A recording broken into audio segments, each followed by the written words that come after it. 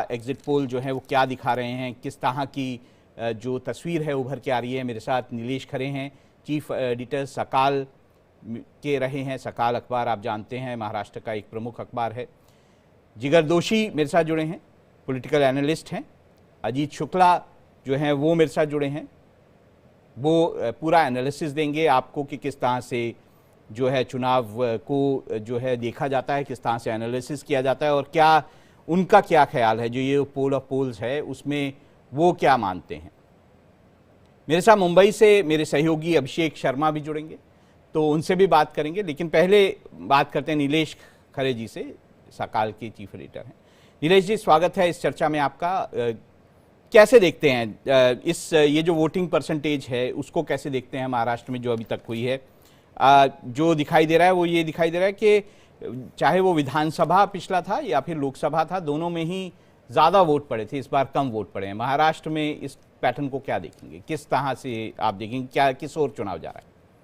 जी, मुख्य तौर पर महाराष्ट्र में पिछले 5 सालों में जिस प्रकार की राजनीतिक स्थितियां बनी हैं, वो बड़े पैमाने पर चिंताजनक स्थिति के तौर पर स्थितियों को ले जा रही है। और यही कारण है कि लोगों की उदासीनता जो है वो राजनीति की तरफ बढ़ती जा रही है और लोग जो है वो वोट करने से दूर जाते हुए नजर आ रहे हैं। एक तो 3 दिन की छुट्टियां लगातार आई, उसके बाद केवल एक दिन की अगर आप छुट्टी ले लो तो आपको 5 दिन की छुट्टियां मिलने वाली थी। तो ये भी कारण था कि मुंबई और पुणे के लोग जो कि हॉलीडे मूडी होते हैं वो लोग ज्यादातर बाहर जाते नजर आए। और दूसरी तरफ महाराष्ट्र की राजनीति पिछले 70 सालों में जिस धरातल पर नजर आई और जिस प्रकार की गंदगी नजर आई, उसका कारण साफ तौर पर रहा कि लोग नहीं चाहते थे कि वो वोटिंग मशीन तक जाए, वो अपना वोट दे। और उसका कारण रहा कि कुछ पैमाने पर यहाँ पर वोट जो है वो कम पड़ते नजर आ रहे हैं। हालांकि 5 बजे तक के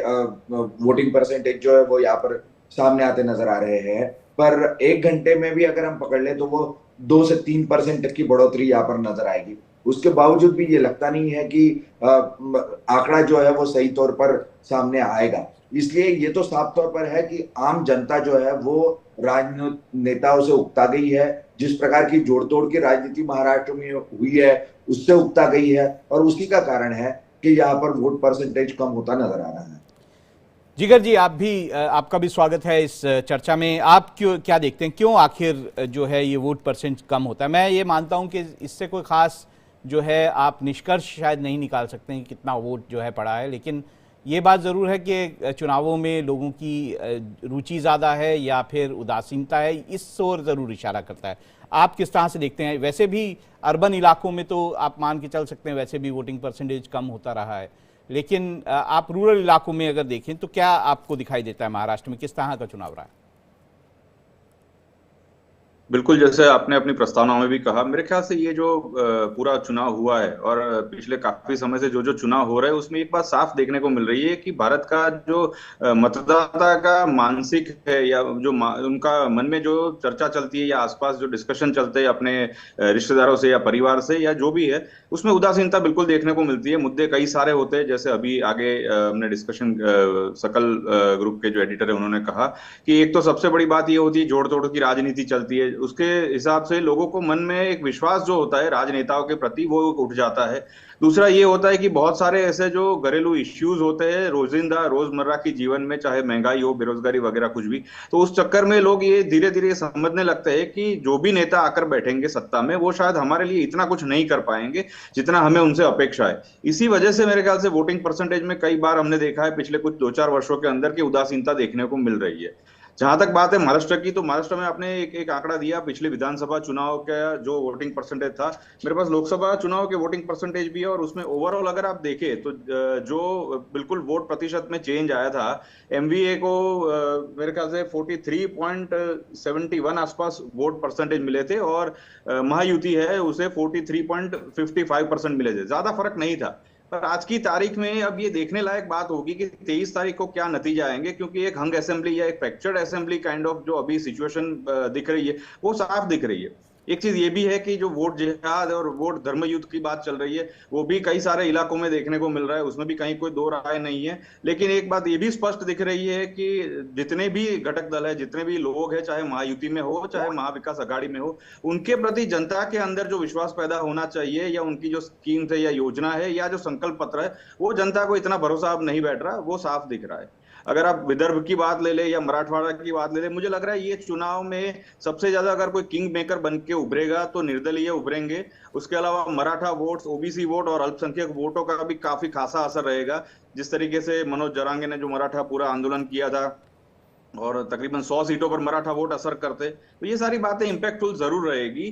भाजपा के लिए थोड़ा सा डिफिकल्ट रहेगा, मुझे लगता है अगर 100 से ऊपर ज्यादा पार कर लेते हैं तो शायद उनके लिए मामला आसान रहेगा। पर 80-90 के आसपास रहते हैं तो बाकी फिर जो पावर का एपी सेंटर जिसे हम कहते हैं, वो किंग मेकर बनेंगे। या तो जैसे हम हमेशा चर्चा करते होते हैं अलग अलग डिबेट्स में कि पावर हमेशा पवार फैमिली के पास रहती है, पर इस बार मुझे दिख रहा है कि इस बार का जो पावर है वो शिवसेना के पास भी जा सकता है। तो देखने वाली ये बात होगी कि एकनाथ शिंदे की जो शिवसेना है महायुति में, और अजित पवार दादा का जो एनसीपी गुट है, उनकी कितनी सीट्स आती है, उसी के ऊपर भाजपा का आगे का पूरी जो रणनीति है वो लेखा जोखा रहेगा। तो एक आध आंकड़ा अगर हम, जैसे ये सारे पोल्स ऑफ पोल हम देख रहे हैं पिछले 1 घंटे के अंदर अंदर, उसमें बहुत सारे आंकड़े अलग अलग प्रकार से आ रहे हैं। तो मुझे लग रहा है कि अगर महायुति 135-140 आसपास आ जाती है और सामने एमवीए महाविकास अघाड़ी है उसकी 125 आसपास भी सीट रहती है, तो ये बिल्कुल जबरदस्त एक, जिसे कहते हैं कांटे की टक्कर बन जाएगी। 23 तारीख को जोड़ तोड़ की राजनीति हमें देखने को मिलेगी। अगर महायुति 153, 154 के ऊपर अगर क्रॉस कर जाती है तो शायद बड़ा आंकड़ा दिख सकता है। पर आज चलिए, की इसका तारीख मैं में जो थोड़ा सा आपको अब माहौल जो वेरियस जो एग्जिट पोल्स हैं उनका भी आंकड़ा बता देता हूं, शायद आसान होगा उसके बाद इस चर्चा को और आगे बढ़ाना। तो अगर हम वेरियस जो एजेंसीज ने पोल किए हैं, मैं पी मार्क की बात करूं तो एनडीए जो है उन्होंने 137 to 157, एमवीए जो है 126 to 146, अदर्स 2 या 8, इस तरह से उन्होंने दिया है। पीपल पल्स की बात करें तो फिर एनडीए जो है 175 to 195, एमवीए जो है वो 85 to 112 और अदर्स 7 से 12। मैं मार्टीज की बात करूं तो उनके जो आंकड़े हैं वो 150 से 170 जो हैं वो एनडीए के लिए हैं।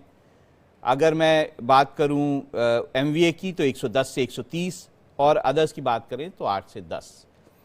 अगर एक लोकशाही मराठी रुद्रा का भी पोल ऑफ पोल है उसको भी बात करें तो 128 से 142 सीटें उन्होंने जो है वो एनडीए को दी हैं, 125 से 140 जो है एमवीए को दी हैं और 18 से 23 सीटें जो है अदर्स को दी हैं। तो मेजरली अगर मैं और भी बात करूं, चाहे चाणक्य की बात करूं या बाकी सब की बात भी करूं, तो मेजरली जो बढ़त है वो कहीं ना कहीं जो है वो महायुति को दिखाई गई है। मैं एक बार फिर यहाँ पे ये कहना चाहूँगा कि जरूरी नहीं है एग्जिट पोल जो हैं वो सच हो जाए, हमने हरियाणा के चुनाव में देखा है, लेकिन एक जो है एक ज़रूर संकेत ज़रूर देते हैं कि किस तरह से शायद लोग जो हैं उनके मन में क्या बातें हैं। मैं अजीत शुक्ला जी से जानना चाहूँगा, उनका तो पूरा जो रिसर्च है उसी पे होता है, तो सेफोलॉजिस्ट हैं, तो आप किस तरह से देखते हैं महाराष्ट्र के चुनाव में, आप ये जो एग्जिट पोल्स आ रहे हैं उसको किस तरह से देखते हैं? सबसे पहली बात है कि सब लोगों ने, जिन लोगों ने भी किया होगा, बड़ी मेहनत के साथ किया होगा, तो मैं उनको किसी को भी जो है वो डिनाई नहीं कर रहा हूं। लेकिन महाराष्ट्र को अगर देखा जाए तो उनका क्या मेथोडोलॉजी रहा है और वो किस तरह से किए हैं, अलग अलग तरीके से किए होंगे, मैं किसी के ऊपर में कोई आक्षेप नहीं लगा रहा हूं। लेकिन मैं बिल्कुल इससे सहमत नहीं हूं, बड़ा क्लोज कॉन्टेस्ट है वहां पे महाराष्ट्र में। महाराष्ट्र को अगर देखेंगे आप तो महाराष्ट्र में एक राज्य में कम से कम 5-6 राज्य हैं। जैसे विदर्भा है, विदर्भा का अलग राजनीति है, वहाँ कास्ट फैक्टर बहुत ज्यादा चलता है। अगर दूसरी तरफ आ जाइए तो फिर मराठवाड़ा है, वहाँ पे जरांगे का मनोज जरांगे का पिछली बार फैक्टर चला था। उसके बाद फिर जो है वेस्टर्न महाराष्ट्र है, जहाँ पे बहुत सारे शुगर मिल्स हैं और किसानों का डिस्ट्रेस वगैरह ये सब मुद्दा रहा है। अब जो है नॉर्थ महाराष्ट्र जो है वहाँ कास्ट फैक्टर बहुत ज्यादा कार्य करता है। अगर आप मुंबई और मुंबई, ग्रेटर मुंबई की बात करते हैं जहाँ 36 सीटें हैं, वहाँ वो लघु भारत है, वहाँ पे साउथ इंडियन भी हैं, नॉर्थ इंडियन भी हैं, गुजराती भी हैं, मराठी भी हैं, और वहाँ पे एक तरह से मिक्सचर है वो, तो वहाँ का एक अलग फ्लेवर होता है। आप कोंकण और ये खाने की बात करते हैं तो वहाँ अलग होता है। तो पिछला अगर हम लोकसभा की बात करें तो लोकसभा के लिहाज से अगर हम वोट शेयर को देखते हैं तो अगर पिछला इलेक्शन देखते हैं तो विदर्भा में लगभग 9% की बढ़त थी महाविकास आघाड़ी को इससे महायुति से, और मराठवाड़ा में जो है लगभग 15% की बढ़त थी महाविकास आघाड़ी को, जबकि जो है नॉर्थ महाराष्ट्र में जो है वो भाजपा को आंशिक बढ़त थी, और कोंकण और जो थाने वाला रीजन है उसमें भाजपा महायुति को बढ़त थी। और अगर हम बात करते हैं मुंबई की, तो मुंबई में वोट शेयर कांटे का था, लगभग पॉइंट्स में थे दोनों तरफ, नॉर्थ महाराष्ट्र में भी कांटे की थी और जो है मुंबई वाले भी रीजन में कांटे की थी, लेकिन जो है सीट शेयर के लिहाज से मुंबई में जो है वो महाविकास आघाड़ी को थोड़ा फायदा हुआ था। लेकिन अभी जो है 4-5 महीने में जो लाडकी बहना योजना आया उसका बहुत ज्यादा पेनेट्रेशन हुआ है, और इन लोगों ने भारतीय जनता पार्टी की तरफ से या महायुति की तरफ से बहुत सारे कोर्स करेक्शन किए गए हैं।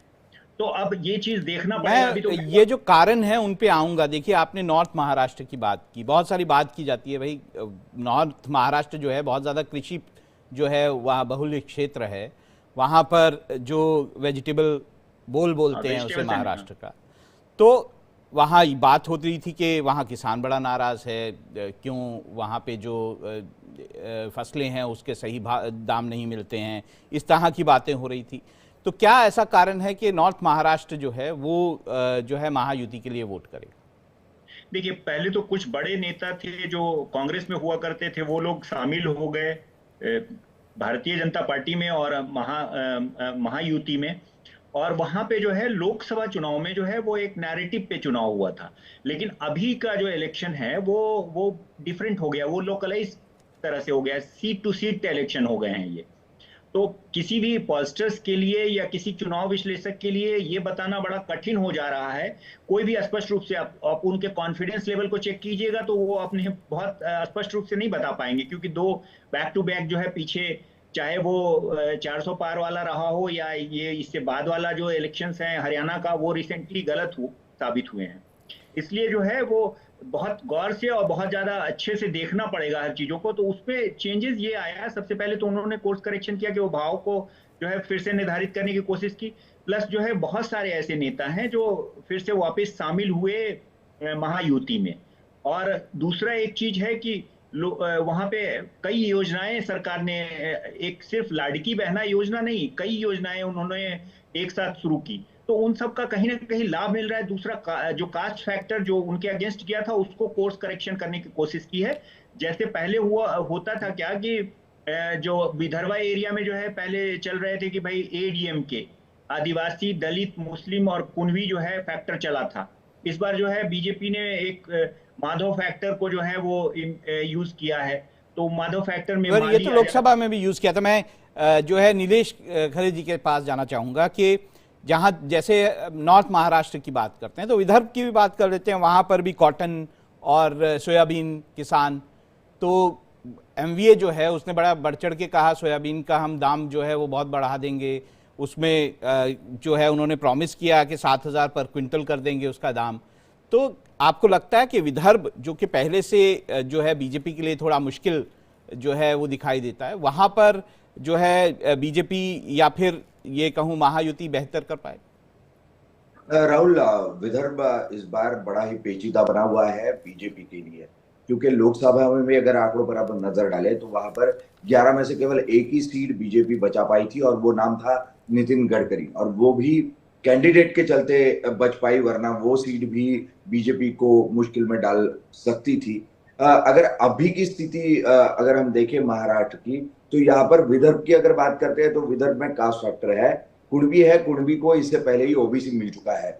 यानी जो महाराष्ट्र सरकार ने प्रयास किए थे कुणबियों को मराठा कास्ट में जो कुणबी है उनको ओबीसी बनाने के, उनके लिए आरक्षण की सुविधा देने के, इसका फायदा इनको यहाँ पर होता नजर नहीं आता। इसलिए जरांगे फैक्टर जो है वो विदर्भ में काम नहीं करता।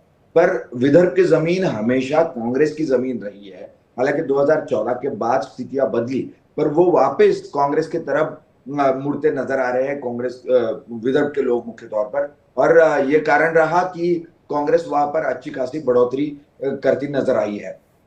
इस बार बीजेपी ने बड़े बड़े पैमाने पर प्रयास किए हैं, और प्रयास ये रहे हैं कि आखिर जो हिंदुत्व का मुद्दा है वो बनाया जाए, और आदिवासियों के लिए जो वोट जिस प्रकार का एक आरक्षण है उसे बचाए रखने के लिए किस प्रकार से बीजेपी प्रयास कर रही है, ये भुनाने की कोशिश हुई है। नितिन गडकरी खासे एक्टिव यहाँ पर होते नजर आ रहे हैं, तो उसके चलते जो एक बड़ा सेटबैक नजर आया था लोकसभा में वो यहाँ पर नहीं होगा। इसी के साथ साथ आप मराठवाड़ा भी अगर बता दें हमें। देखिए 2014 में बीजेपी 15, 2019 में 16, लोकसभा के चुनाव अगर देखें तो 0। तो अगर मराठवाड़ा में भी क्या फैक्टर्स आपको दिखाई देते हैं कि क्या आखिर वहां पे क्या बदल जाएगा लोकसभा चुनाव के संदर्भ से बात? देखिए, लोकसभा में मराठा आरक्षण का विषय जो था वो सबसे ज्यादा गहराया हुआ था, वो मराठवाड़ा में था। और इस बार अगर कोई और मुद्दा मराठवाड़ा को झंझोड़ रहा है तो वो है मुख्य तौर पर सोयाबीन का।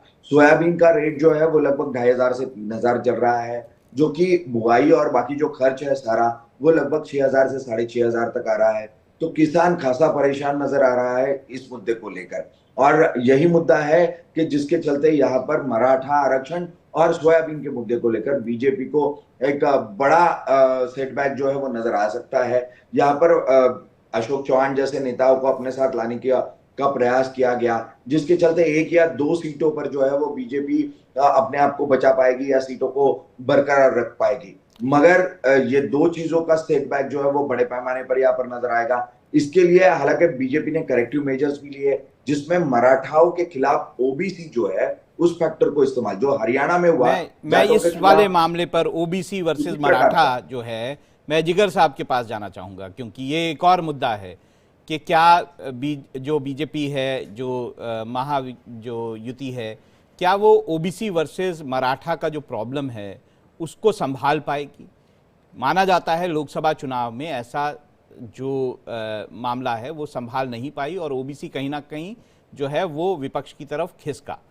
आपको क्या लगता है कि अब ऐसा कुछ बदलाव हो गया है? जबकि एमवीए मैं देखता हूं कि वो बाकायदा मराठा आरक्षण की बात करता है, वो मुस्लिमों के लिए आरक्षण की बात करता है, बाकियों के लिए करता है। तो ऐसा कोई जो ओबीसी के लिए माधव फॉर्मूला था वो क्या महायुति का चल जाएगा इस पर? बिल्कुल, देखिए ये मुद्दा आज की तारीख में काफी गरमाया हुआ है, मराठा वर्सेस ओबीसी का जो मुद्दा है। पर मुझे फिर भी ये नहीं लग रहा है कि भाजपा इसको बिल्कुल अच्छे तरीके से, या महायुति है जो उसे बिल्कुल अच्छे तरीके से हैंडल करने में या मैनेज करने में कामयाब होगी, क्योंकि उसका एक बहुत मूलभूत प्रश्न है। आप देखिए, दूसरे राज्यों के मुकाबले अगर महाराष्ट्र की वोट पैटर्न या जो उनका जो थिंकिंग पैटर्न है वो आप देखें, तो मराठा जो है उसका एक जो अस्मिता है, मराठा अस्मिता, वो बहुत ही जबरदस्त लेवल पे वहां पर बुनाया जाता है अलग अलग पार्टियों द्वारा, खास करके शिवसेना द्वारा। जब से मतलब बाला साहब ठाकरे के समय से ही अगर हम देखें तो एक मराठा अस्मिता की बात हमेशा बहुत जोरों शोरों से चर्चा की जाती है। तो मराठा वर्सेस ओबीसी में ये बात बिल्कुल साफ स्पष्ट दिख रही है कि कहीं ना कहीं महायुति को कोई ना कोई एक वोट बैंक का नुकसान थोड़े बहुत अंश पर जरूर झेलना पड़ेगा। और वो जो परसेंटेज में सोच रहे होंगे, जैसे विदर्भ में तकरीबन 62 सीट है और मराठवाड़ा में 46 सीट है, तो मुझे लगता है ये दोनों अगर जो जगह है वो मिला के भाजपा को और महायुति को, अगर वो चाहते हैं या सोच रहे होंगे कि 50-60% के आसपास भी उनकी सीट कवर हो जाए, तो मेरे ख्याल से वहां उन्हें झटका लग सकता है। मराठा वर्सेस ओबीसी मैनेज करना, किसानों के जो मुद्दे हैं विदर्भ में वो मैनेज करना, वो आज की तारीख में इतना आसान नहीं है। और साथ साथ में एक चीज ये भी है कि मराठा अस्मिता के बारे में जो कहा गया, मनोज जरांगे ने जो आंदोलन किया, वो आंदोलन के दौरान बिल्कुल पिछले 5-7-10 दिनों के अंदर अंदर भी उन्होंने देवेंद्र फडणवीस जी के बारे में जो कहा, जो बयानबाजी हुई, वो ब्राह्मण नेता है या अलग अलग तरीके से जो भी बयानबाजी हुई, उसने वो बहुत सारी इंपैक्ट मराठवाड़ा में जरूर की होगी। और मेरे ख्याल से ये इंपैक्ट भाजपा को बिल्कुल बूथ स्तर लेवल पर जाकर सॉल्व करने की जरूरत थी, पर इतना इस बार नहीं दिख रहा है। नेता भी काफी कटे बटे दिख रहे हैं, संगठन का भी अभाव दिख रहा है। तो मेरे ख्याल से ये नुकसान उन्हें इस बार उठाना पड़ेगा। या तो उन्हें मराठा वोट बैंक से थोड़ा वोट मिल जाएगा या ओबीसी वोट बैंक से, दोनों को लड़ाने से जो वोट उनका अगर टोटल टैली है, उनको लगता होगा कि एक वोट बैंक जाएगा शिवसेना शिंदे की तरफ और एक वोट बैंक आएगा भाजपा की तरफ, तो ये देखना मुश्किल हो रहा है इस बार। मैं एक और जो मामला है उसे भी उठाना चाहूंगा कि देखिए 76, और मैं खास तौर से अजीत शुक्ला जी को इसमें लाना चाहूंगा, 76 सीटें ऐसी हैं जिसमें बीजेपी और कांग्रेस की डायरेक्ट फाइट है, सीधी सीधी टक्कर है। इसमें 36 सीटें ऐसी है जो कॉटन बेल्ट विदर्भ जो है उसमें पड़ती हैं, वहाँ पर जो है फाइट हो रही है। आपको क्या लगता है सीधी फाइट में जो है कांग्रेस वर्सेस बीजेपी किस तरह का माहौल रहेगा? देखिए, हालांकि कांग्रेस कार्यकर्ताओं में पहले तो वहां पे विदर्भा एरिया में जो इलाका है, क्षेत्र है, वहां पे कांग्रेस की जड़ें शुरू से मजबूत रही हैं और कांग्रेस में जो है लोकसभा के चुनाव के बाद कार्यकर्ताओं में कहीं ना कहीं उत्साह का संचार हुआ है। तो कांग्रेस अच्छे से लड़ेगी, लेकिन वो बहुत ही डिफिकल्ट होगा उन सीटों को बीजेपी से, क्योंकि बीजेपी का इलेक्शनियरिंग जो है वो 100 टाइम्स बेटर है कांग्रेस के।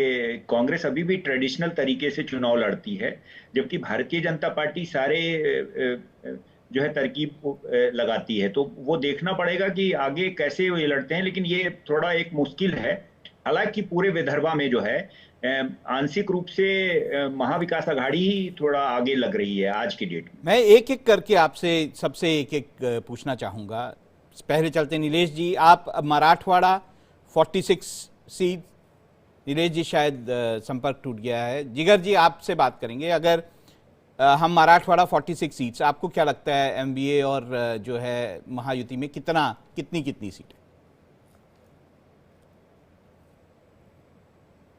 जहां तक मराठवाड़ा की बात है, मुझे लग रहा है ये बिल्कुल 50-50 का मामला है, क्योंकि मराठा जो वोट्स है वो शिवसेना शिंदे गुट जो है, हालांकि अब तो शिवसेना वो ऑफिशियली डिक्लेयर कर दिया गया है, और उद्धव बाला साहब ठाकरे जो ग्रुप है उसमें बिल्कुल वो वोट परसेंटेज जो वो बटने की मेरे ख्याल से गुंजाइश है। तो मुझे लग रहा है ये 50-50 का मामला जरूर हो सकता है। अगर मराठवाड़ा में हम 2024 जो लोकसभा इलेक्शन है उसका एक पैटर्न देखे, तो अब देखिए उद्धव बाला साहब ठाकरे की पार्टी को तकरीबन 23.2% आसपास वोट शेयर मिला था, और सामने बीजेपी और अगर शिंदे गुट की जो शिवसेना है उनको मिला ले तो उनको 40% आसपास का वोट शेयर मिला था। मुंबई कोंकण, इस बार इसमें बीजेपी के वोट शेयर में कमी आने की संभावना है। तो मुंबई कोंकण में 75 सीटें, विधानसभा में कितनी सीटें किसको आपको लगती हैं?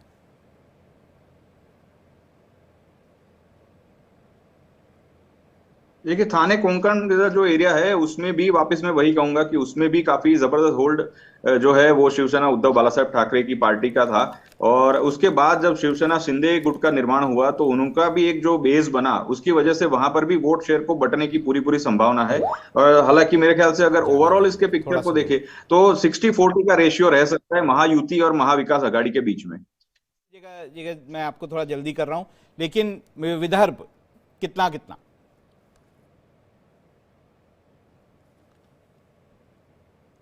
विदर्भ में मैं मानता हूं महाविकास आघाड़ी को एज रहेगा कांग्रेस की वजह से। कांग्रेस के जो किसान वोट बैंक है वो हमेशा उसके साथ रहा है, और हमने ट्रेडिशनली ये देखा है कि किसानों ने हमेशा कहीं ना कहीं कांग्रेस के जो भी वायदे होते हैं उस पर कहीं ना कहीं भरोसा किया है और उनके साथ जुड़े रहे। तो मेरे ख्याल से विदर्भा क्षेत्र में महाविकास आघाड़ी का एक हाथ ऊपर जरूर रहेगा। और वेस्टर्न महाराष्ट्र और नॉर्दर्न महाराष्ट्र? वेस्टर्न महाराष्ट्र और नॉर्दर्न महाराष्ट्र की जहां तक बात करें, वहां मुझे महायुति का थोड़ा पलड़ा भारी दिख रहा है। ये बिल्कुल साफ है कि अजित पवार गुट और शिवसेना शिंदे की जो गुट है उसके अलावा भाजपा को यहाँ पर काफी सफलता खास करके वेस्टर्न महाराष्ट्र में मिलने की संभावना ज्यादा दिख रही है, जिसकी वजह से उनके नंबर्स में भी इजाफा होगा और वो बहुत एक रिस्पेक्टफुल नंबर के आसपास पहुंच सकते हैं।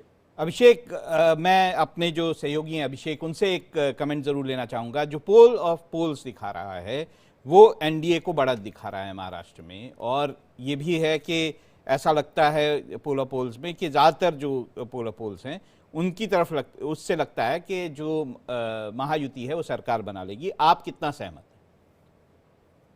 हैं? बिल्कुल, देखिए जमीन हकीकत देखें अगर राहुल जी, तो देखिए तो साफ है कि कोई भी सरकार जिस तरीके से बहुमत यानी सही तरीके से किसी को नहीं मिल पा रहा, यह साफ दिखाई पड़ रहा है। लेकिन जमीन हकीकत अगर बात करें, जो यहाँ के लोगों की, अगर हम आम लोगों की बात करें तो उनके मन में जरूर कहीं बदलाव दिखाई पड़ रहा है। बदलाव के लिए उन्होंने कहीं वोट दिया, या साफ समझ में जिन लोगों जितने लोगों से हमने आज बातचीत की है, पहले से बातचीत होती आई है, वह कहीं कहीं बदलाव देख रहे हैं, और बदलाव जहाँ महाराष्ट्र में लग रहा हो सकता है। क्योंकि देखिए जो लगातार जो जितने भी एग्जिट पोल आए हैं कहीं के नेक टू नेक है, यानी बहुत बड़ा अंतर किसी में दिखाई नहीं पड़ रहा, कुछ जगह पर छोड़ दें तो जो जानकारी यानी जिस तरीके से हमने अब तक जो कवरेज यहाँ पर देखा है इसमें साफ साफ दिखाई पड़ रहा है कि कहीं न कहीं हो सकता है महाविकास आघाड़ी का पलड़ा भारी हो जाए और कुछ सीटों से लेकर सरकार महाराष्ट्र बना ले जाए। यह एक बड़ी तब्दीली हो सकती है। जहां तक आप मुंबई की बात कर रहे हैं, मुंबई के लेकर एक बात कर दूं, आप देखिए मुंबई में 36 सीटें हैं जो